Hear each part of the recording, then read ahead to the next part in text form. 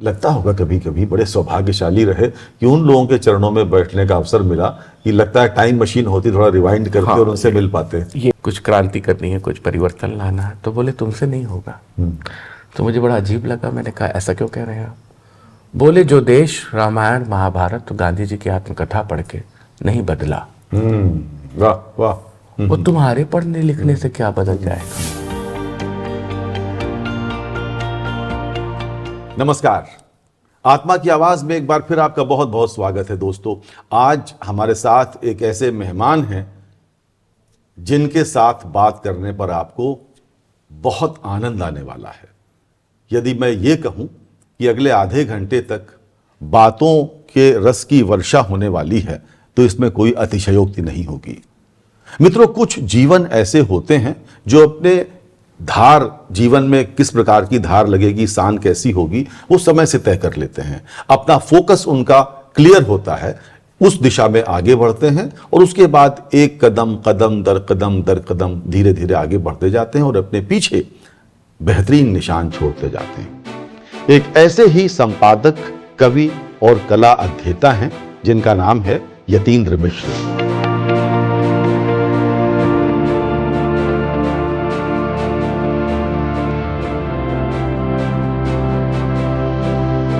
स्वागत करिए यतीन्द्र मिश्र का आत्मा की आवाज। नमस्ते आज प्रकाश जी। तो यतीन्द्र भाई, अब आपका परिचय मैं क्या दूं, तो इसलिए मैं आपसे शुरुआत करता हूं कि यतीन्द्र मिश्र क्या है। नमस्कार आत्मा की आवाज़ के सारे दर्शकों श्रोताओं का। देखिए, मैं भी कभी कभी इंटरव्यू करता हूँ और कभी कभी लोगों के बारे में बोलता हूँ, मंचों पे रहता हूँ। तो मैंने उसकी आसान एक युक्ति निकाली है कि मैं नाम बताता हूँ और फिर कहता हूँ कि इनके बारे में अगर आपको नहीं पता है तो गूगल सर्च कर लीजिए। तो मेरा वो समय बच जाता है। तो ये तो खैर हंसी मजाक की बात है। मैं एक इंसान हूँ, अपने इस स्वतंत्र भारत का नागरिक हूँ और अयोध्यावासी हूँ। तो अयोध्या में एक अजीब सी परंपरा रही है विरागी होने की, वीतरागी होने की।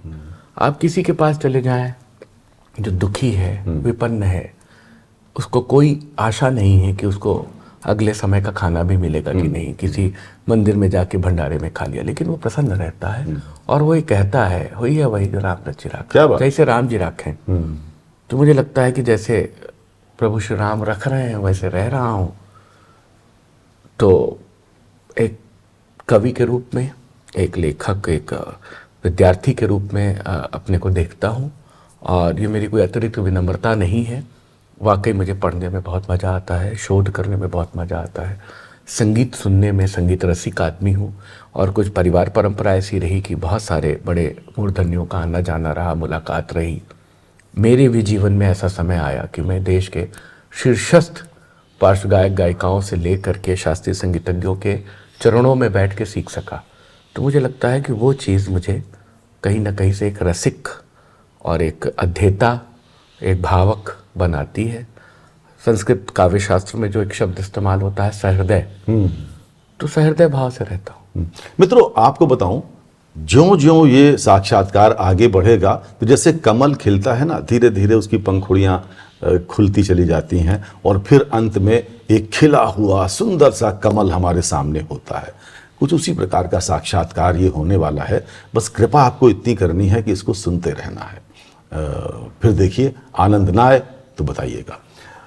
यतीन्द्र भाई, ये कब तय किया आपने? क्योंकि जहां परिवार, जिस परिवार में आप जन्मे, अधिकतर लोग जानते होंगे, लेकिन जो नहीं जानते उनको बता दूं, अयोध्यावासी कह रहे हैं अपने आप को यतीन्द्र जी।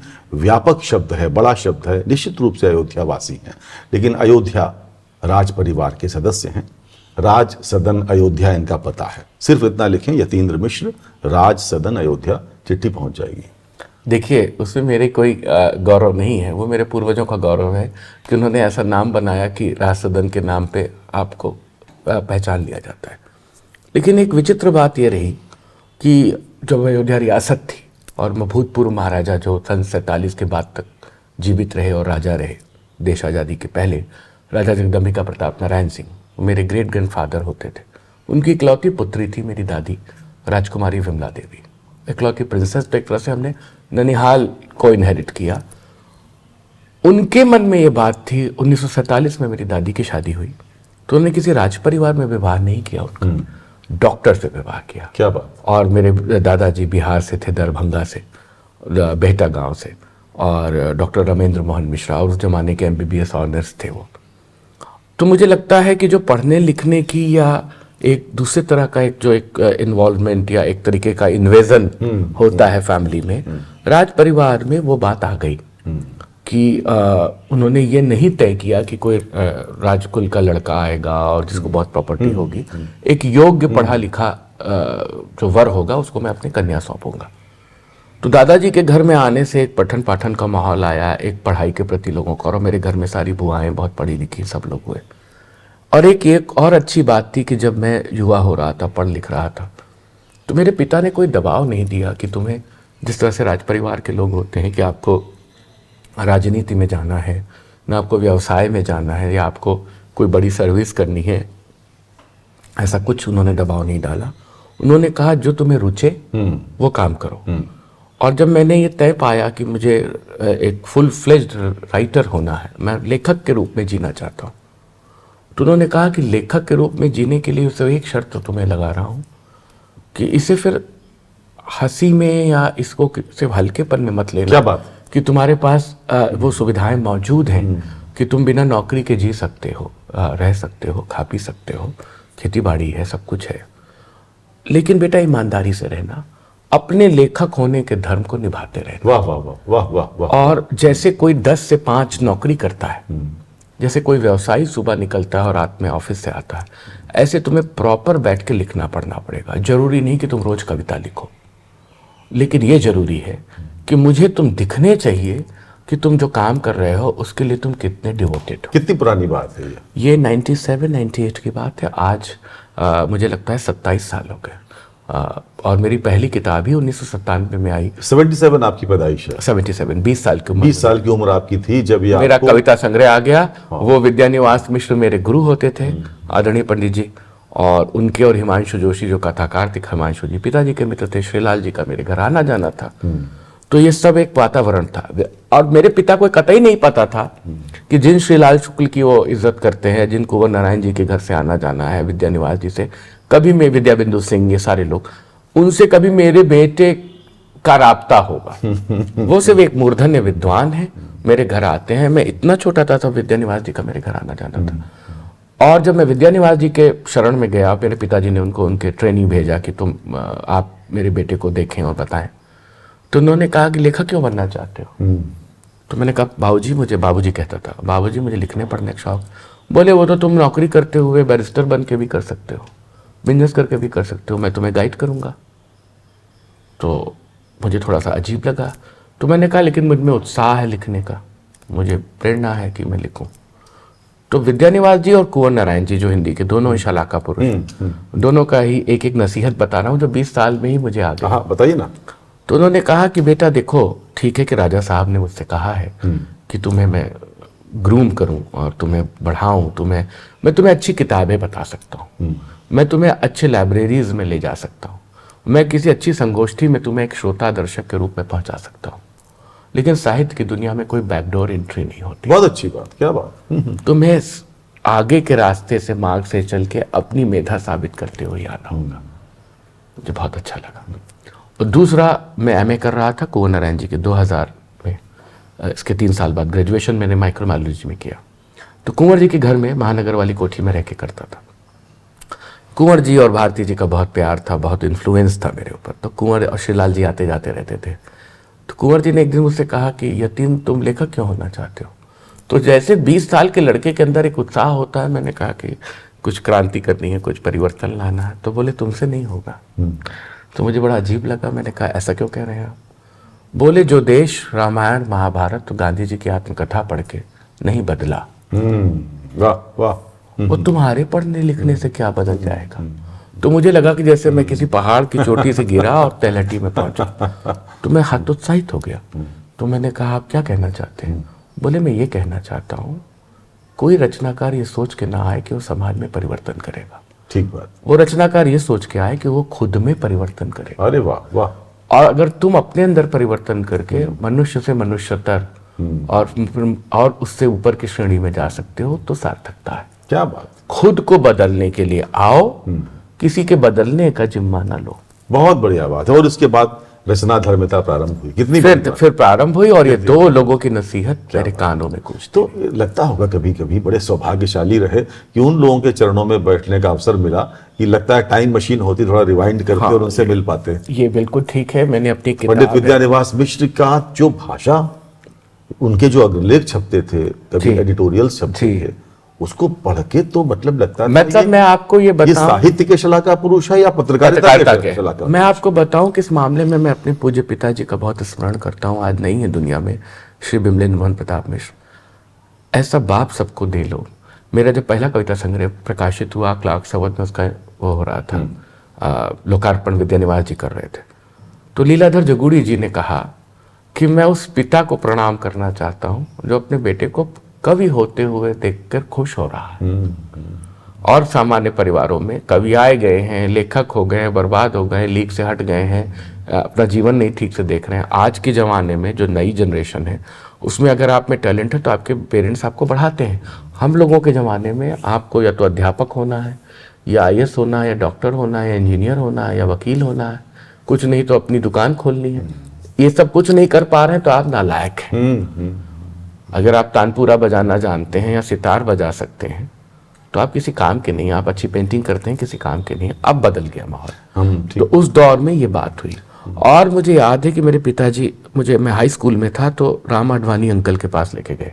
राम आडवाणी बुक सेलर्स, बहुत बड़ी मशहूर दुकान की मेफेयर से। तो उन्होंने कहा कि राम जी, ये मेरे बेटे हैं, यतीम, ये पढ़ते लिखते हैं, और मैं चाहता हूँ कि अवध का जो कल्चर है उस पर आप इनको ग्रूम करें, इनको अच्छी पुस्तकें समझाएं, मैं आपको सौंपता हूँ।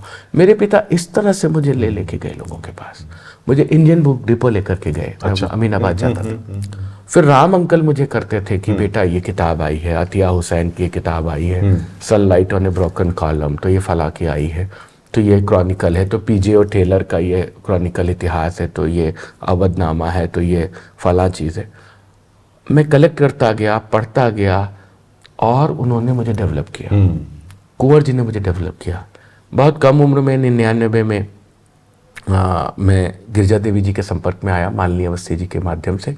मालिनी जी मेरी पिताजी की राखी बहन थी, तो हम जाते थे तो वो जिलाधिकारी वाराणसी होते थे, वहीं रुकता था।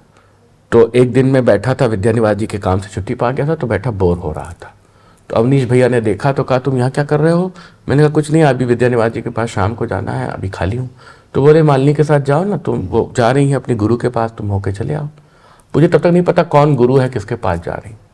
संगीत का मैं बहुत बड़ा वो फैन होता था और सुनता था, मेरे घर में सब LP रिकॉर्ड्स थे। तो जब मालिनी जी के साथ मैं गया और देखा कि वो नाटी इमली के उनके मकान में गिरजा देवी बैठी हुई हैं, और मुझे वो चेहरा नहीं भूलता, सफ़ेद साड़ी, उस दिन उन्होंने बाल धुले थे, सफ़ेद खुला हुआ बाल, और सफ़ेद चंदन का टीका लगाए बैठी थी, जैसे कोई देवी कोई। तो मैं बहुत अभिभूत हुआ। तो गिरजा देवी जी के संपर्क में आया, बाद में बिस्मिल्लाह खां साहब के संपर्क में आया। लता जी से मेरी लंबी वाकफियत रही। 2000 में मैं साहित्य अकेडमी का एक डेलीगेशन गया न्यूयॉर्क, तो गुलजार साहब से मैत्री हुई। अब मैं हिमाकत कर रहा हूँ ये कहते हुए कि मैत्री हुई, वो लोग मुझे जानने लगे। अब जिस बच्चे की 20-22 साल की उम्र में मुलाकातें विद्यानिवास जी, कुंवर नारायण, श्रीलाल शुक्ल, शिवानी जी, लता मंगेशकर, गुलजार साहब, बिस्मिल्लाह खां, गिरजा देवी से हो जाए, और जिसकी परिवार परंपरा में बेगम अख्तर जैसी गायिका मौजूद रही हो, जिनकी कहानियाँ सुनी है, जिसकी परिवार परंपरा में जगन्नाथ दास रत्नाकर रहे हो, जिसकी परिवार परंपरा में कभी पृथ्वीराज कपूर घर आए हो मिलने, देवानंद आए थे, वो शूटिंग के लिए जा रहे थे प्रेम पुजारी की, तो अयोध्या से गुजरे तो उनको उनके कैमरे की कोई एक लाइट नहीं मिल रही, तो पता चला राजा साहब जो है वर्तमान, जो ग्रेट ग्रैंडफादर थे, वो टेक्नोलॉजी के बहुत शौकीन आदमी थे, तो सारे लैंप्स और लाइट्स उनको मिल गई मेरे घर में, तो सब ले करके गए प्रेम पुजारी की शूटिंग करने नेपाल। तो अब आप ये देखो कि ऐसे वातावरण से निकला हुआ बच्चा, और मुझे इस बात का बहुत बहुत संतोष है कि मैंने कोई और काम नहीं किया, लेखक होना चुना, क्योंकि वो जो सताती थी वो संभालने की, संजोने की मेरे अंदर एक वृत्ति बन गई। अच्छा, तो हम आपकी कविता से शुरुआत करें, कुछ सुनना शुरू करें आपसे। तो हम चाहते हैं कविता आपकी हो जाए, उसके बाद फिर बात का सिलसिला आगे बढ़े। हमें बहुत बातें करनी है। गुलजार साहब का नाम लिया आपने, लता जी का नाम लिया आपने, गिरिजा देवी का नाम, 3 पर ऑथेंटिक काम आपका बेहतरीन, बाकी पर भी, लेकिन इन 3 पर विशेष। लेकिन फिलहाल शुरुआत एक कविता के साथ। मेरा पिछले वर्ष कविता संग्रह आया बिना कलिंग विजय के वाणी प्रकाशन से 14 साल बाद। उसी श्रृंखला की कविताएं मैंने बहुत सारे पौराणिक संदर्भों को नए परिप्रेक्ष्य में देखा। क्या बात, स्वागत। तो ये कविता है, हालांकि ये उस संग्रह में नहीं है। सेतु बंधनम। सेतु बंधनम। वाह। हृदय के अन्यतम कपाट से आकाश में चौकड़ी भरते तुरंग की चपलता से, भावनाओं की अमराई से, छल से, व्यर्थ के आरोपित बल से हर ले गया कोई जीवन का सबसे सलोला स्वप्न। क्या बात। हृदय के अन्यतम कपाट से आकाश में चौकड़ी भरते तुरंग की चपलता से, भावनाओं की अमराई से, छल से, व्यर्थ के आरोपित बल से हर ले गया कोई जीवन का सबसे सलोना स्वप्न। विकल है मन किधर जाए, किस दिशा में गया होगा उस माया मृग के षड्यंत्र का अहेरी। किया आखेट जिसने मेरी ही सरलता का मानकर अपना सबसे अचूक हथियार। क्या बात। मन के भीतर हैराता विशाल समुद्र, उसे थामने आते कितने ही मित्र विचार। राघव ने किया जैसे शक्ति का संधान, बांधा धीरज से सागर पाने के लिए विजय मार्ग। क्या बात। राघव ने किया जैसे शक्ति का संधान, बांधा धीरज से सागर पाने के लिए विजय मार्ग। मन अनगिनत बार बांधता स्वयं के भीतर, सत्य के आरोहण का बीहड़ रास्ता। वाह। निर्वासित स्वप्न को जीता जा सके, क्या बात। निर्वासित स्वप्न को जीता जा सके, होता रहे विचार सागर पर लगातार, सेतु बंध का अविचलित प्रयास। क्या बात। वाह वाह वाह वाह वाह। बहुत बहुत ही गहरी संवेदना की कविता है, बहुत ही गहरी। अच्छा, आधुनिक कवि जो है आजकल, उनमें किन कवियों से आप प्रभावित हैं? मतलब मुझे लगता है कि नेम ड्रॉपिंग तो ठीक नहीं होगा, क्योंकि अगर कोई गलती से छूट गया तो खराब लगेगा और आपको पॉलिटिकली करेक्ट आंसर भी नहीं देना चाहिए।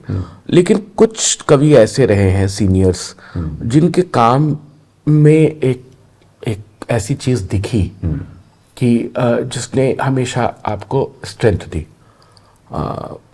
अज्ञेय जी की बहुत सारी कविताएं, मुक्तिबोध, रघुवीर सहाय की कविताएं। मुझे अज्ञेय की कविता साम्राज्ञी का नैवेद्य दान बहुत पसंद है। पूरा रघुवीर सहाय समग्र ही मुझे अच्छा लगता है। हंसो हंसो जल्दी हंसो, या और तमाम सारी कविताएं। कुंवर नारायण जी का आत्मजयी, निराला के कुछ गीत मुझे बहुत अच्छे लगते हैं, और राम की शक्ति पूजा और सरोज। वो सारे नाम ले रहे हैं आप, हाँ, जो इस दुनिया में है नहीं। और तो हम चाहते ये भी थे थोड़ा इधर खींच लाते आप। मैं ले आता हूँ। और मुझे श्रीकांत वर्मा, मगध बहुत पसंद है, केदारनाथ सिंह। तो ये तो बड़े कवि हुए सब, जो मुझे हमेशा वो करते रहे। और इधर के कवियों में सभी मित्र हैं, नाम लेना ठीक नहीं होगा, लेकिन फिर भी मुझे अगर मैं कहूँ तो आशुतोष दुबे की कविताएं, नीलेश रघुवंशी की कविताएं, अनामिका जी की कविताएं, सविता सिंह की कविताएं, और अंबर पांडे की कविताएं, इनकी कविताएं मुझे अच्छी लगती हैं, बहुत अच्छी लगती हैं। और मैं हमेशा अपने कंटेम्प्रेरी लोगों में, अपने जूनियर्स जो बिल्कुल नए बच्चे आ रहे हैं, मैं ये देखने का प्रयास करता हूँ कि वो क्या चीज़ है जो मुझसे छूट गई या जो मैं नहीं कर पाया। तो मुझे बहुत अच्छा लगता है। अच्छा, बात का सिलसिला दूसरी ओर घुमाएं। जी। 6 साल आपकी बात हुई जी लता जी से। 6 वर्षों तक लंबा संवाद किया लता मंगेशकर जी के साथ। कितनी बार अयोध्या से मुंबई गए होंगे? जी, अनगिनत बार। जी। तो जिस किताब ने रूप लिया, 6 वर्ष लगे। इन 6 वर्षों की यात्रा को अगर हम कहें कि आप समेटें हमारे साथ। सबसे मजेदार बात यह है आत्म प्रकाश जी कि मुझे कभी लगता ही नहीं था कि लता जी मुझ पे किताब लिखने के लिए तैयार होंगे। अच्छा, आप इसी भाव में रहिएगा, मैं जल्दी से बता दूं। 64वां राष्ट्रीय फिल्म पुरस्कार लता सुरगाथा यतीन्द्र मिश्र के नाम, उसकी कहानी। जी। मुझे मजेदार बात ये लगती है कि 6 वर्ष 7 वर्ष मैंने काम किया, और जब राष्ट्रीय फिल्म पुरस्कार मिला तो उस साल मुझे 7 पुरस्कार मिले। अच्छा। तो मैंने लता जी से मजाक में कहा भी, मैंने कहा दीदी भला होता कि मैं 10 साल काम करता तो 10 अवार्ड मिल जाते। लता जी तैयार हो गई, ये बड़ी बात है मेरे लिए। 6 साल कंसिस्टेंटली मैंने उनको रिकॉर्ड किया, आना जाना, फ़ोन पे, स्काइप पे, मेल से सब तमाम होता रहा। और वो टेक्निकल सेवी लेडी थी। अच्छा। हाँ, तो बहुत अच्छे से सब चीज़ें करती। अच्छा। जैसे मैं एक उदाहरण दूंगा कि एक गाना है बैजू बावरा का, दूर कोई गाए धुनिया सुनाए, धीरे धीरे छलिया रे बाजे न मुरलिया रे। तो उस गाने में मैंने जब उसकी गाने की डिटेलिंग करनी शुरू की तो मुझे लगा कि राग बदल रहा है, मुखड़े से अंतरे में आते हुए, अंतरे से फिर मुखड़े में जाते हुए, 3 राग उसमें, वृंदावनी सारन, बसंत मुखारी, तमाम चीज़ें आ रही। अब किससे पूछूं? नौशाद साहब है नहीं म्यूजिक कंपोजर, तो लता जी साक्षात मौजूद है, तो मैं लता जी को फ़ोन किया। ये मैं लता जी के बड़प्पन की मिसाल बता रहा हूँ आपको।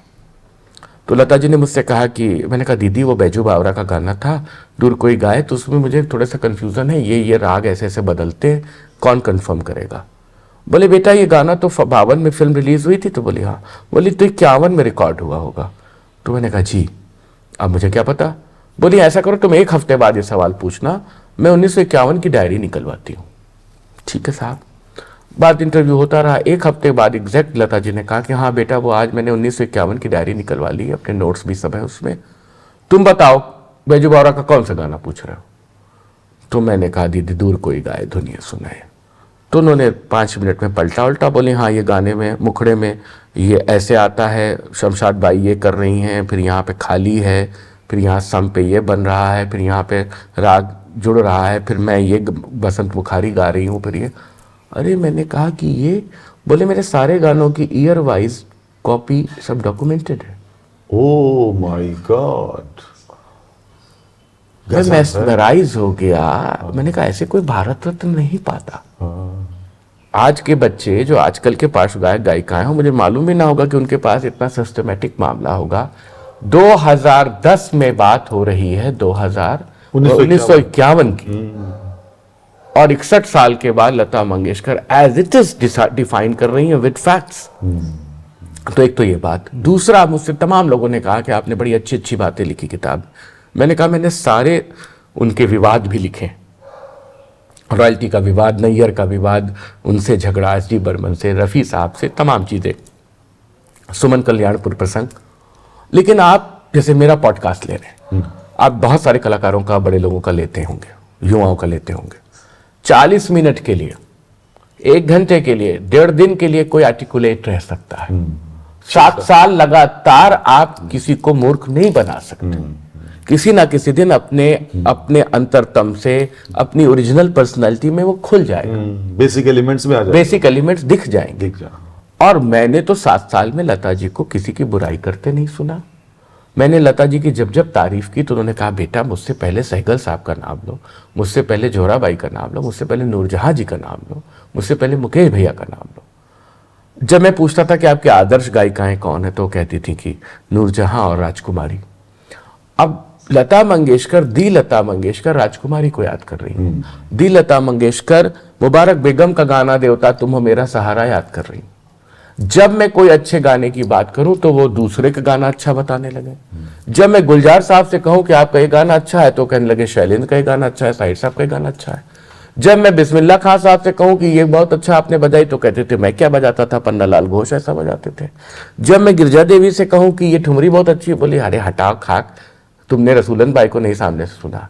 तो आज प्रकाश जी मुझे ये समझ में आया कि जितने बड़े मूर्धन्य लोग हैं इन्होंने अपनी मिसालें नहीं दी कभी। क्या बढ़िया बात है, क्या बढ़िया बात है, वाह वाह। ये दूसरों की मिसालों से चलने वाले लोग। क्या बात है, क्या बात। लता जी राजकुमारी जी का नाम ले रही हैं और वो उनका नाम ले रही हैं नूरजहां का। वो कहती थी कि पहले मोहब्बत को मोहब्बत ऐसे करके गाते थे, बोले कि फटता था उस पर माइक्रोफोन पे आके। उन्होंने टेक्निक बताई तो उन्होंने कहा जब मैंने गाया तो मैंने नूरजहां को बिल्कुल टेक्स्ट बुक की तरह फॉलो किया। तो मैंने फिर मोहब्बत गाया, मोहब्बत ऐसी धड़कन है जो समझाई नहीं जाती। लता जी के गाने के बाद वो जो उन्होंने नूरजहां को कॉपी किया, उसके बाद मोहब्बत की जगह मोहब्बत गाया जाने लगा। तो ऐसी छोटी छोटी बारीकी वो बताती थी और मैं सर पीट के रह गया कि कभी ये लोग अपने प्रशस्ति में अगर मैं कोई सवाल कह रहा हूं तो उसमें कोई चीज ये मेरे को एक्नॉलेज कर दें। कोई एक्नॉलेजमेंट नहीं। क्या बड़े लोग, दूसरे का एक्नॉलेजमेंट। वाह वाह। मैं कहूं कि गुलजार साहब से कि आप चांद और चांदनी क्या बढ़िया लिखते हैं, बोले मैं क्या लिखता हूं, शैलेंद्र लिखते हैं दम भर जो उधर मुंह फेरे और चंदा मैं तुझसे बात कर लूंगी, बातें हजार कर लूंगी। बोले दम भर जो उधर मुंह फेरे, मैं क्यों नहीं सोच पाया आज तक। तो ये चीज़, ये मैं कहना भी चाहता हूँ आज के युवा कलाकारों से, लेखकों से, अपनी मिसालें मत दीजिए, अपने कंटेम्प्रेरी की, अपने सीनियर्स की मिसालें लेकर के आइए और ये कोशिश करिए, ये समझने का प्रयास करिए कि उन्होंने क्या सीखा है और क्या पाया है।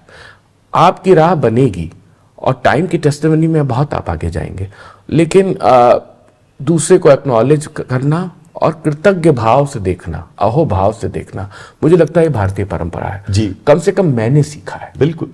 मैंने विद्यानिवास जी को कभी ये बात करते नहीं देखा कि मेरा लेख बड़ा अच्छा है। उन्होंने हमेशा हजारी प्रसाद द्विवेदी को कोट किया, उन्होंने हमेशा उनको वासुदेव शरण अग्रवाल को याद किया। ये परंपरा अब कहाँ चली गई? तो मुझे लगता है कि लता जी को समझना है तो लता जी के कामों में देखिए, लता जी के गायन में देखिए, कैसे 3 मिनट का गौड़ सारंग, गौड़ मल्हार वो बना देती हैं, कैसे पटदीप में मेघा छाया आधी रात वो कर देती हैं, कैसे वो मूड बदल करके गा देती हैं। आपको पता लग जाता है, फिल्म नहीं देखी है, लिप सिंगिंग, आप रेडियो पे गाना बजता है, आप पकड़ लेते हैं कि जरूर वहीदा जी या माला सिन्हा पे फिल्माया गया होगा, या ये लोरी है और ये सैड सॉन्ग है। अब तो सब घालमेल हो चुका है। एक फिल्म के एलपी रिकॉर्ड में 9 से 11 गाने होते थे, 6 से 7 गाने लता जी के होते थे डुएट के साथ। आप बोर हुए कभी? आप ताजमहल से, अनारकली से, मुगले आजम से, बैजू बावरा से, मधुमती से, शबाब से, मदर इंडिया से, गिनाते रहिए। बोर हुए आप? किशोर कुमार से बोर हुए आप? और आज भी अंताक्षरी खेल लीजिए, आज भी किसी उसमें रेट्रो में चले जाइए, अनप्लग्ड गाने वाले सब पुराने गाने उठाते हैं। ये बढ़िया बात कही, अनप्लग्ड। हाँ, तो आप बताओ कि वो क्या जादू है। हाँ बिल्कुल। तो 6 साल में आप प्रकाश जी मैंने ये सीखा, विनम्रता क्या होती है, म्यूजिक डायरेक्टर्स के प्रति क्या सम्मान भाव होता है, अपने गुरुओं के प्रति क्या सम्मान भाव होता है। और मैं फोन करता था, मैं जब तक प्रणाम और खम्मा खड़ी करूं तब तक वो, यतीन जी नमस्कार, अपनी ओर से। अपनी ओर। हाय हाय, वाह वाह वाह। मैं जब बॉम्बे गया उनके पास, तो एक दिन पहले सेक्रेटरी का फोन आ जाता था, दीदी पूछ रही हैं कि आपके पसंद का क्या खाना बनेगा। अरे हद है, वो कुछ हो खिला दें। जैसे मेरी बात हो गई कि कल लता दीदी शाम 7 बजे फोन पे बात करेंगी, पता चला शाम दोपहर में 2 बजे फोन आ गया, 12 बजे फोन आ गया सेक्रेटरी का, यतीन जी आज फोन मत करिएगा, दीदी आज उपलब्ध नहीं है, अचानक से वो यश चोपड़ा आ रहे हैं तो उनका डिनर है, आज सचिन तेंदुलकर। और मुझे सब पता लग जाता था क्योंकि मैं रोज के संपर्क में था कि आज लता जी के घर में फला का डिनर हो रहा है, आज उनके घर में अमिताभ बच्चन आए हुए हैं। और सबसे दुर्धर्ष स्थिति होती थी, गलती से भारत क्रिकेट हार जाए, अगर सचिन तेंदुलकर सेंचुरी नहीं ठोके, अगर सचिन 0 पे आउट हो गए, अगर सचिन आउट ऑफ परफॉर्मेंस रहे, तो उनका दुख 15 दिन चलता था, फिर इंटरव्यू रुक जाता था। तो मेरे को क्रिकेट का कोई शौक नहीं रहा। मैं 7 साल दोनों हाथ जोड़ के अपने हनुमान जी से मनाता रहता था कि भैया भारत को जिताते रहो, भारत को सेंचुरी बनवाते रहो, क्योंकि अगर सचिन का परफॉर्मेंस वो है तो लता जी नहीं बात करने वाली।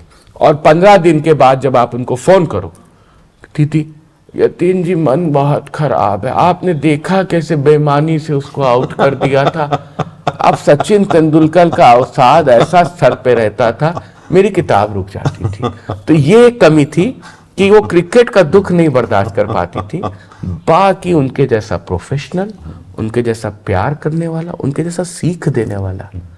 मैंने एक दिन ऐसे ही कह दिया, मैंने कहा दीदी मैं मेहनत करता हूँ, पता नहीं क्या पहचान बनेगी भी कि नहीं। तो उन्होंने कहा बेटा एक बात याद रखो, हमारी मराठी में एक कहावत है, जो चीज जहां उगती है वो चीज वहां बिकती नहीं। जो अनाज जिस प्रांत में होता है वहां उसकी कीमत नहीं होती। तुम्हारी पहचान बाहर बनेगी और अपने घर में तुम अपने घर के बच्चे की तरह रहो। तुम अगर अयोध्या में यतीन्द्र मिश्र बन गए तो उसका कोई अर्थ नहीं। क्या बड़ी बात। तुम्हें अयोध्या में तो उनके अपने बच्चों की तरह होना। क्या बात, बड़ी बात। तुम्हारी पहचान तो बाहर जानी वाह चाहिए। वाह वाह। मैं कोल्हापुर में या मैं सांगली में, मैं महाराष्ट्र में लता नहीं बन के जीना चाहती। क्या बात।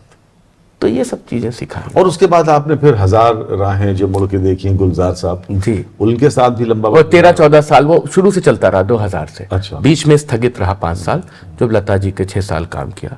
तो ये जो गुलजार साहब आपने लिखी, गुलजार साहब हजार राहें जो मुड़ के देखी, वो उनकी आधिकारिक जीवनी। उनकी आधिकारिक जीवनी, लेकिन लता सुरगाथा की आधिकारिक जीवनी, आधिकारिक हाँ, जीवनी। लता जी ने प्रमाणित किया। अच्छा, और गिरजा देवी भी आधिकारिक है। तीनों आधिकारिक जीवनियां।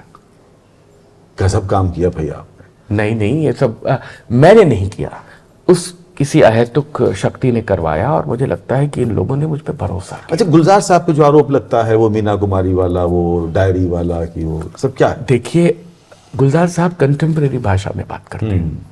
बीड़ी जलाइले जिगर से पिया, जिगर मां बड़ी आग है, या दिल तो बच्चा है जी थोड़ा कच्चा है जी, जो भी गाने आप उठा लें।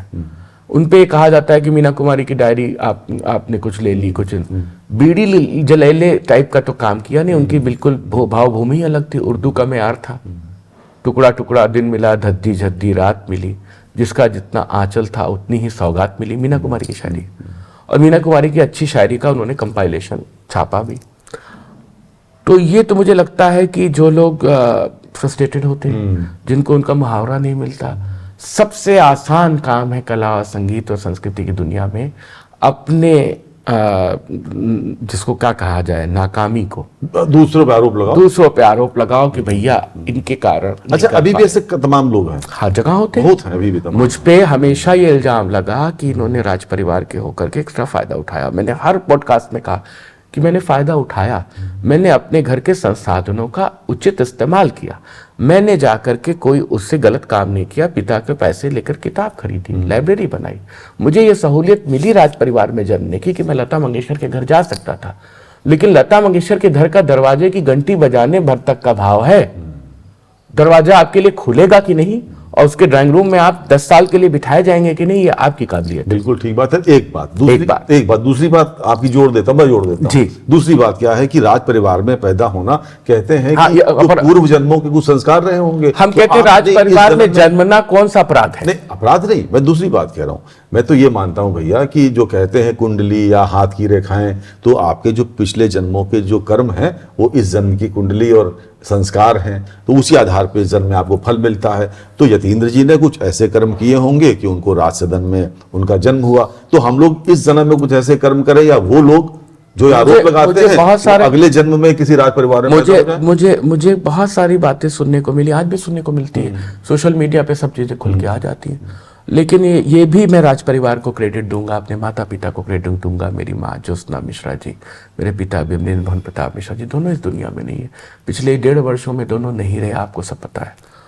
लेकिन उन्होंने मुझे एक चीज सिखाई, किसी से ईर्ष्या नहीं करनी, बहुत बड़ी बात है, और धैर्य रखना है, और तुम्हारी अपनी दुनिया है। मेरे फादर एक बात कहते थे कि बेटा तुम मलमल बेचने बैठे हो और अगला सिल्क बेच रहा है, तुम उससे कंपटीशन मत करो कि उसका सिल्क ज्यादा बिक रहा है, तुम ईमानदारी से मलमल का कपड़ा बेचो, क्योंकि जिस दिन मलमल की डिमांड आएगी उसकी दुकान पे कोई नहीं जाएगा, सब तुम्हारे पास आएंगे। तुम्हारी अपनी जो यूनिकनेस है उसको बढ़ाओ, और कभी किसी से प्रतिस्पर्धा मत करना, क्योंकि प्रतिस्पर्धा जैसी कोई चीज होती नहीं है भैया, प्रतिस्पर्धा खुद से होती है। बिल्कुल भैया, हमने भी जीवन में महसूस किया कि ये पूरी जो दुनिया है ना मित्रों, आप भी देखना अपने अगल बगल, कि ये पूरी जो दुनिया है, जो पूरा इसका रागमाला है, वो कॉम्पिटेंस वर्सेस इनकॉम्पिटेंस की लड़ाई है। बिल्कुल, अगर आप अपने फन के माहिर हैं, आप आगे बढ़ रहे हैं, तो विश्वास मानिए कि आपकी टांग खींचने वाले 1000 मिलेंगे। अगर आप कुछ नहीं कर रहे हैं, आपकी न तो आलोचना हो रही है न प्रशंसा हो रही है, तो ऐसा निश्चित मान लीजिए कि आपका जन्म केवल जनगणना के लिए हुआ है। बहुत अच्छी बात। और लता जी के हवाले से कहता हूं, लता जी पे आक्षेप है कि आपने नई गायिकाओं को नहीं बढ़ने दिया। मैंने सवाल किया है लता सुरगाथा, उन्होंने कहा जब मैं आई तो उस समय जोहराबाई अंबाले वाली, अमीर बाई कर्नाटकी, राजकुमारी, शमशाद बेगम, सुरैया, कानन देवी गा रही थी, पारुल घोष गा रही थी। मैंने अपना स्थान बनाया ना, और मेरे बाद, मेरे रहते हुए गीता दत्त को जो गाने मिलने थे मिले, आशा को जो मिलने थे मिले, शमशाद बेगम को जो मिलने थे मिले। लोग ये क्यों भूल जाते हैं कि सिनेमा इंडस्ट्री एक कमर्शियल मीडियम है, वहां सक्सेस होना इंपॉर्टेंट। बिल्कुल, वहां पे लता मंगेशकर के गाने का मतलब है कि कोई 3rd रेटेड फिल्म भी है, कोई बहुत कम बजट की भी फिल्म है, गाना सुपरहिट हो रहा है, बिनाका के टॉप में जा रहा है, HMV उसकी गोल्ड लिस्ट जारी कर रही है। जो कमर्शियल मीडियम का मामला है, वहां पे आप किसी का कितना फेवर कर लेंगे। बिल्कुल। मेरे पिता मुझे विद्या निवास जी के शरण में लेके गए आगे, अपने बेटे को आगे बढ़ाओ। बिल्कुल। और उन्होंने कहा कि साहित्य में कोई बैकडोर एंट्री नहीं होगी। बिल्कुल ठीक बात। वो कुंवर नारायण को सौंपने गए तो कुंवर नारायण ने कहा कि तुम क्या लिखोगे जो गांधी जी ने लिख करके देश नहीं बदला, तुम क्या बदल दोगे।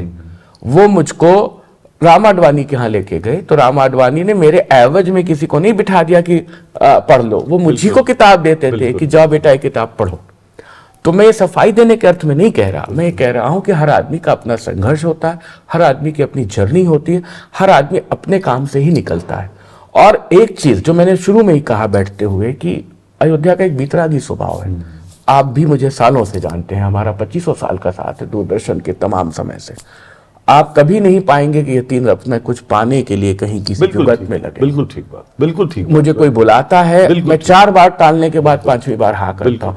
तो मेरा ये मानना है कि जब आप सुगंध लेके निकलेंगे हाथ में तो फैलेगी जरूर, और दुर्गंध लपेट के निकलेंगे तो वो भी फैलेगी जरूर। बिल्कुल। तो अपने हाथों को खुशबू से संभाल के रखना है। तो थोड़ी गुलजार साहब की बातें बताइए।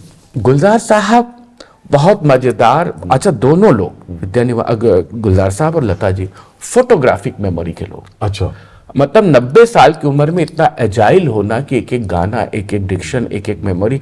मैंने गुलजार साहब वाली किताब में उनके पार्टीशन के दिन पूछे, उनकी पहली माँ और सौतेली माँ का सब संबंध पूछा, कुरला और दीना का मामला, और यहाँ रोशन आरा बाग बॉम्बे दिल्ली का, फिर बॉम्बे विचारे मोटर्स जहाँ वो गैरेज में काम करते थे। गुलजार साहब ने खुल के बात की, अपनी माँ को याद करके रोए। और मेरी किताब थोड़े मानवीय पक्षों को उजागर करती है। मैं कभी कमर्शियल सक्सेस को नहीं ज़्यादा देखता। मैं ये देखना चाहता हूँ कि अगर लता मंगेशकर बनी तो उसमें उनके भिंडी बाजार घराने का, या उनके पिता की मृत्यु का, या उनके अपने मराठी नाट्य संगीत का भालजी पेंढारकर के साथ और मास्टर विनायक के साथ संबंध किस तरह से डेवलप हुए और कैसे उन्होंने मर्ज किया। यही मैंने गुलजार साहब में देखा। मैंने बहुत सारी चीज़ें निकाली कि जो उन्होंने पार्टीशन के दौरान भोगा वो किसी गाने में कैसे आया। हाँ बिल्कुल। छोड़ आए हम वो गलियां, दीना को वो याद करते हैं और वो माचिस में गाना आता है। या अपनी माँ का चेहरा उनको नहीं याद है, जब वो जन्म हुए उनकी माँ की मृत्यु हो गई। अच्छा। और उन्होंने नरम गरम में एक गाना लिखा, अच्छा, मेरे चेहरे में छिपा है मेरी माँ का चेहरा। हाँ, क्या बात। तो ऐसे बहुत सारे गीत मैंने ढूंढ के निकाले जो गुलजार साहब के जीवन में सरमाया है। मैंने उनसे एक बात कही डरते डरते, मैंने कहा कि आपकी माँ नहीं रही, सौतेली माँ से आपका अच्छा संबंध नहीं रहा, वो आपको कम प्यार करती थी, पिताजी ने आपको शुरू से अलग कर दिया कि भाई के पास जाके रहो, फिर अलग से रहते थे, आपका जीवन भी ऐसे उतार चढ़ावों से गुजरा। आपकी हर फिल्म में एक डिलेपिडेटेड होता हुआ घर है। नमकीन देख लीजिए, आंधी देख लीजिए, खुशबू देख लीजिए, किनारा देख लीजिए, हर जगह एक टूटता हुआ परिवार, टूटता हुआ घर है जिसे बचाने की जद्दोजहद है। इजाजत में भी वही बात है, आप वही चीज़ नमकीन में देख सकते हैं। तो एक खुशहाल जो आजकल जो आपको यश चोपड़ा और BR चोपड़ा की फिल्म में दिखता है, वैसा मकान नहीं दिखेगा गुलजार के यहाँ। वो मकान उनके दिल में उतरता है, वो उनकी शायरी में उतरता है। क्या बात, वाह। एक अकेला इस शहर में वाह, वाह, वाह। रात और दिन दोपहर में आबोदाना ढूंढता है, आशियाना ढूंढता है। मुझे लगता है कहीं ना कहीं गुलजार की एक सेल्फ ऑटोबायोग्राफिकल इमेजरी है। बिल्कुल। कि अकेला है वो और उस शहर में अपना आबोदाना ढूंढ रहा है, अपना आशियाना ढूंढ रहा है। गुलजार उस पाए के शायर हैं, उस पाए के कलाकार हैं जिन्होंने हमारे देश का विभाजन देखा, जिन्होंने अपने जड़ों से कटना देखा।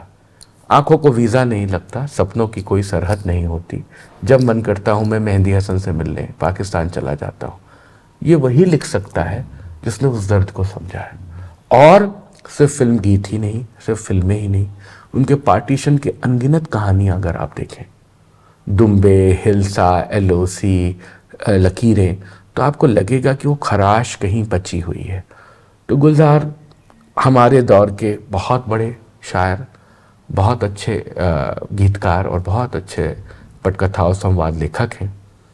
आनंद का संवाद उठा लीजिए, अर्जुन पंडित, संजीव कुमार वाली का संवाद देख लीजिए, आशीर्वाद का देख लीजिए, संघर्ष फिल्म, दिलीप कुमार, वैजंती माला, सब गुलजार साहब का किया हुआ। वैसे पति पत्नी के जो रिश्ते होते हैं वो पति पत्नी ही बेहतर समझते होंगे, और खासकर अगर वो गुलजार और राखी गुलजार जैसे पति पत्नी हो, दुनिया तो बस कयास ही लगाती रह जाती है, दुनिया भर की बातें ही करती रह जाती है। लेकिन चूंकि आप उनके साथ जुड़े रहे, कुछ डालेंगे इस पर रोशनी? बहुत सुंदर उन्होंने बोला, राखी एक उन्होंने फिल्म में इस्तेमाल किया।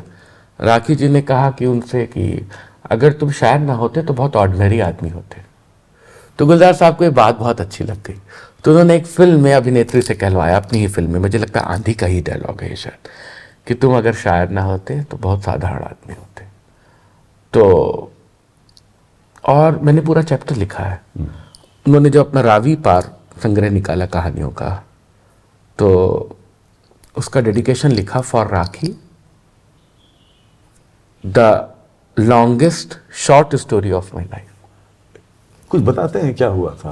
मैं पूछा आपने? उस परंपरा का वाहक हूँ। हम समझ गए नहीं कि पूछा नहीं होगा। नहीं, मुझे लगता है कि मैं 40 साल का, गुलजार साहब 85 साल के, मैं 35 साल का, लता मंगेशकर 85 साल की, दादा पोते का, दादी पोते का जो एक रिश्ता होता है, और मैं जिस अपब्रिंगिंग से निकल के आंखों की आया, मर्यादा, मुझे लगता मैं है समझ कि जो गया। खुद बताएं मैं समझ पूछना गया, मैं चाहिए। समझ गया, मैं समझ और मेरे लिए हमेशा वाह, वाह, क्रिएटिव क्या बढ़िया प्रोसेस और जर्नी क्या इंपॉर्टेंट। बात है Yatindra ji, musical journey of Lata Mangeshkar is important. This makes you Yatindra Mishra. हाँ, तो मैंने नहीं पूछा, क्या मैंने बढ़िया लिखा नहीं, इशारे वो सारे किए जो उनकी क्रिएटिविटी से निकले, क्या बढ़िया बात। जो उनके गाने से निकले, कि उनकी फिल्म में से एक टूटता हुआ घर है, उनके गीतों में से एक सिसकती हुई आत्मा है, उनका रूह बेचैन है, वो मैंने लिखा। मैंने वो नहीं पूछा अगर कोई पर्दादारी करता है अपने जीवन की, उसकी निगहबानी करता है, उसको बचाने का काम भी हमारा आपका है। ठीक बात है, आप कोई वहां पत्रकारिता नहीं कर रहे। नहीं, और पत्रकारिता में मुझसे बहुत लोगों ने पूछा, आपने लता जी के बारे में प्रेम प्रसंग नहीं लिखा, तो आप लिखो ना भैया, आपको रोका थोड़ी है, आप एक किताब लिखो लता जी के प्रेम प्रसंग। हमने तो मना नहीं किया आपको। मैं उनकी संगीतमय यात्रा लिख रहा हूं। मैं लिख रहा हूं कि सन 47 में वो उस देश में आती हैं, सन 47 में गाना आता है उनका महल का, और आगे से लेकर के जितना इस देश का आजादी का इतिहास है, उतना ही लता मंगेशकर के बनने का इतिहास है। मैं उसको डिपिक्ट करता जा रहा हूं। आपको लगता है आपने 640 पेज की किताब में से, बहुत सारे लोगों ने मुझे बहुत उसमें वो भी किया, अपमानित भी किया, 640 पेज की किताब में कुछ भी जूसी नहीं है, कुछ भी प्रेम नहीं है। आपको उनके गाने में रहना बीती जाए शाम ना आए में, या नैनों में बदरा छाए बिजली सी चमके हाय, ऐसे में सजन मोहे गरवा लगा ले। गरवा लगाने में उनको प्रेम नहीं दिख रहा आपको। आपको एक स्थूल काय शरीर ही चाहिए कि आप बताएं कि ये फलाने के लिए गाया जा रहा है, ये लता जी के जीवन में कौन पुरुष आया होगा, किससे वो प्रेम करती होंगी। That is not my job. वो जहनियत है उनकी जो ये प्रश्न उठाते हैं, मेरा काम नहीं। बहुत अच्छी बात। और ये काम मैंने कभी नहीं किया। एक बहुत खुलासा करता हूं आज। बिस्मिल्लाह खान साहब पे मैं किताब लिख रहा था, तो बिस्मिल्लाह खान साहब अपनी रॉ में बहे और एक दो उस्तादों को उन्होंने गाली वाली दे दी, अपने सीनियर्स को। कुछ हुआ होगा, रिकॉर्ड हो गया। अब जब रिकॉर्ड हो गया तो फिर मैंने जब किताब पूरी की तो बिस्मिल्लाह खान साहब ने मुझसे कहा कि बेटा वो हटा देना, वो हटा देना। हाँ, बिल्कुल। तो मैंने कहा अच्छा। बोले कि मैं मर के जाऊंगा, बिल्कुल, तो मुझे दोजख भी नहीं मिलेगा। बहुत अच्छी बात, बिल्कुल ठीक है साहब, मैंने हटा दिया। और बिल्कुल जो उनके आदेश के हिसाब से किताब बनी, बड़ी मकबूल हुई। छोटी सी किताब है, पेंगुइन ने छापी, सुर्खी बारादरी। उसका पाठ्यक्रम में भी लिया गया, एनसीईआरटी ने लिया है, बिहार बोर्ड ने, और सब।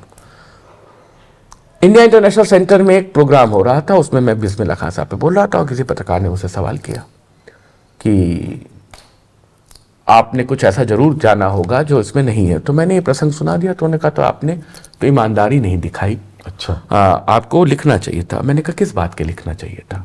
आपको एक कंट्रोवर्शियल स्टेटमेंट मिलता इसलिए लिखना चाहिए था, या इसलिए लिखना चाहिए था कि उन्होंने ऐसी बात किसी एक नाजुक क्षण में कह दी? बोले नहीं, ये तो लेखक की ये धर्म नहीं है। मैंने कहा लेखक की ये धर्म सबसे पहले ये है कि जो आपने वादा किया उसको निभाइए। मैं आपको जवाबदेह नहीं हूँ, मैं उस्ताद बिस्मिल्लाह खान साहब को जवाबदेह हूँ, जिन्होंने मुझे ये सहूलत दी कि मैं उनके साथ बैठ के किताब लिखूँ। और उन्होंने मुझसे कहा कि बेटा अगर मैं मरूंगा तो मुझे जो दोजख भी नहीं नसीब होगा। मैं अपना जन्नत क्यों छोड़ दूं? मुझे नहीं छोड़ना। और कभी तो मैं भी इस जीवन से जाऊंगा, बिल्कुल। मैं बिस्मिल्लाह खान साहब से नजरें मिला पाऊंगा कि तुमने मुझसे वादा किया था और झूठ बोल के आए हो। ये मेरी परंपरा नहीं है, ये मेरी गरिमा नहीं है, ये मैंने परिवार में सीखा नहीं है। कुछ लोग ना भाई पीत पत्रकारिता के लिए जाने जाते हैं, मतलब उनको जूसी चाहिए। आप लिखो ना, आप लिखो तो देखिए भाई आप मुझसे कह रहे हो कि मैंने हमेशा इस अपनी किताबों में डिस्क्लेमर डाला कि ये मेरा पर्सपेक्टिव है लता मंगेशकर को या बेगम अख्तर को या गुलजार साहब को या फला को समझने का। ये मुकम्मल काम नहीं है। आप इसको मुकम्मल करने के लिए कुछ अपने पर्सपेक्टिव भी जोड़िए। ठीक बात। तो ऐसा तो नहीं कि एक अकेले यतीन्द्र मिश्र है, एक बाग जो है वो सिर्फ एक तरह के फूल से तो नहीं सजता, उसमें किस्म किस्म के फूल, फल, पत्तियां, यहाँ तक कि जंगली घास फूस भी उगता है और सब मिल के वो डेकोरेटिव होता है। यतीन्द्र मिश्र की अगर एक छोटी सी उपस्थिति दूब की तरह है या किसी एक छोटे फूल की तरह है, वही तो अकेला मामला सत्य नहीं है ना। मैंने लिखा है, पद्मा सचदेव ने लिखा है, हरीश भिमानी ने लिखा है, उन्होंने लिखा है, नसीर मुन्नी कबीर ने लिखा है, और लोग लिखते ही जा रहे हैं। लता मंगेशकर पे तो हमारे यहाँ बाकायदा रिसर्च होनी चाहिए, एक एक म्यूजिक डायरेक्टर के साथ के काम पे बाकायदा ग्रंथ होने चाहिए। जैसे हजारी प्रसाद द्विवेदी या प्रेमचंद की ग्रंथावली होती है 25 वॉल्यूम में, वैसे एक किताब सिर्फ एसडी के साथ होनी चाहिए, एक सिर्फ रोशन के साथ होनी चाहिए, एक सिर्फ नौशाद के साथ होनी चाहिए, एक सिर्फ शंकर जयकिशन के साथ होनी चाहिए। लता मंगेशकर या बिस्मिल्लाह खां या एम एस सुब्बुलक्ष्मी या किशोरी अमोनकर या उस्ताद बड़े गुलाम अली खां या जिनका भी आप नाम लें, ये इन सब विमर्शों से परे लोग हैं। ठीक है, बिल्कुल ठीक बात। आप उनकी महानता समझ रहे हैं तब आप उनकी जिंदगी के उन कोने अतरों में झांकना चाहते हैं, उन अंधेरी गलियों में जाना चाहते हैं। अच्छा, इसमें से कुछ मिल सकता है? सहज मानवी लोग हैं। मैंने लता जी से एक बार पूछा था, किताब में है, आपको सबसे ज्यादा दुख किस बात का होता है? बोली सबसे ज्यादा दुख इस बात का होता है कि मैं भी एक सामान्य स्त्री हूँ, मेरे पेट में भी दर्द होता है, मुझे भी सर दर्द होता है, मुझे भी भूख लगती है, मुझे भी बुखार चढ़ता है, मेरा मन भी कभी नहीं होता कि मैं इस मूड में नहीं होती कि गाना गाऊं। यतीन्द्र जी, क्या आप हर समय लिखते रहते हैं? मैंने कहा सवाल ही नहीं उठता दीदी, तो मेरा भी मन नहीं होता, लेकिन मेरी मजबूरी है, कमर्शियल मीडियम है कि गाना फ्लोर पे लगा है, सब चीज़ें बेमन से पेट में मरोड़ उठ रहे हैं, उसके बाद भी मुझे रिकॉर्डिंग के लिए जाना है। बोले ये दर्द कौन समझता है? सबको ये लगता है कि जब भी ये आएगी माइक पे तो ये सुरीली ही होगी, क्योंकि ये तो लता मंगेशकर है।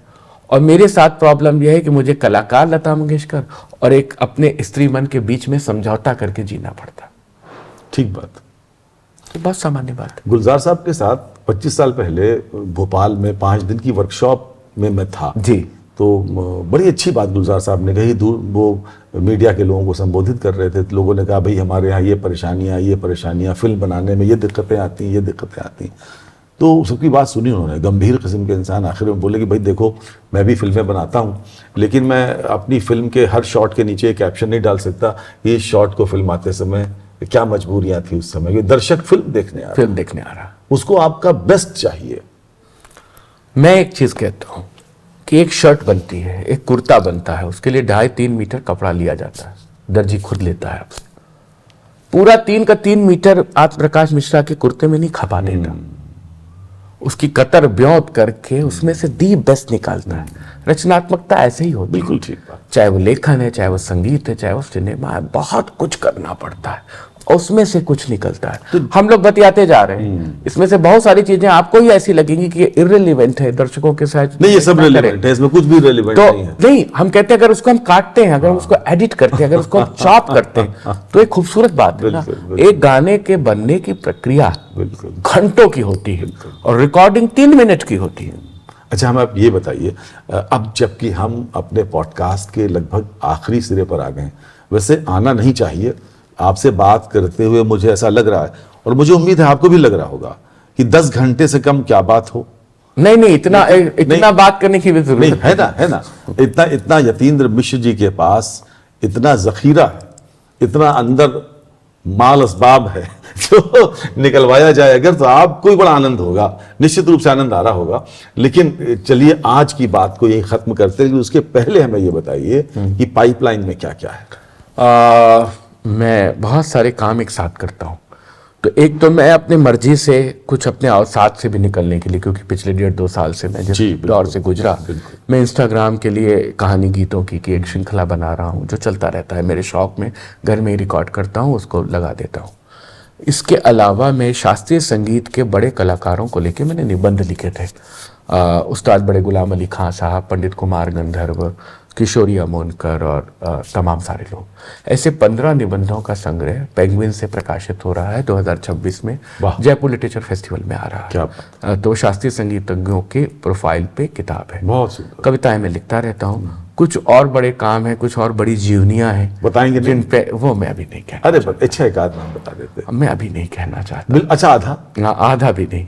आधा भी नहीं, क्योंकि मुझे लगता है कि जो काम आप कर गुजरे वो सामने आना चाहिए। लेकिन जैसे मैंने लता जी और गुलजार साहब पे काम किया, बेगम अख्तर और गिरजा देवी और सोनल मानसिंह पर काम किया, बिस्मिल्लाह खान साहब पे काम किया, मेरा मन है कि भारत की जो सांस्कृतिक विरासत है, जो बड़े लोग हैं जिनका काम है, जिन पे आपको कुछ अच्छा पढ़ने का मन है, जिनको आपको समझने का मन है, मैं अपने जीवन में जिनके भी संपर्क में आ सका, क्योंकि मेरी तैयारी ये रहती है कि जीवित व्यक्ति हों अगर, तो मैं उनसे direct from the houses mouth काम कर सकूं। बिल्कुल। तो ऐसे कुछ काम हैं, कुछ कर पाया तो आपके सामने होगा। क्या सुंदर बात है मित्रों। आज आत्मा की आवाज जिनकी हम सुन रहे थे, उनका नाम यतीन्द्र मिश्र है, जो संपादक हैं, कवि हैं, कला अध्येता हैं, कला रसिक हैं। क्या क्या है आपने स्वयं उनकी बातें इतनी देर तक सुनी। मुझे लगता है बहुत ही ऑथेंटिक बातचीत है। जिसने बिस्मिल्लाह खान साहब पर काम किया हो, जिसने लता जी पर काम किया हो, जिसने गुलजार साहब पर काम किया हो, जिसने सोनल मानसिंह पर काम किया हो, और विनम्रता क्या है, अद्भुत। और अयोध्या के राज परिवार से हो, तो हम आपके मुरीद हैं। और ये दर्शक जितने हैं जो आत्मा की आवाज देख रहे हैं, वो भी आपके मुरीद हो गए होंगे। बहुत धन्यवाद राज प्रकाश जी, आपका बहुत आभार कि आपसे इतना जुड़ाव रहा है। दूरदर्शन और रेडियो और सब जमाने से हम लोगों ने कितने काम किए साथ में। मेरी कोई विनम्रता या ओढ़ी हुई विनम्रता नहीं है, जो कुछ भी है परिवार का दिया हुआ है। और इतने बड़े लोगों के साए में रह के मैंने ये सीखा है कि जब लता मंगेशकर और गुलजार साहब अपने को कुछ नहीं मानते और अपने को बिल्कुल जीरो पेडिस्टल पे रख के सोचते हैं कि अभी बहुत कुछ सीखना बाकी है, जबकि वो लोग पूरी दुनिया में छाए हुए लोग हैं, मेरी क्या हैसियत है।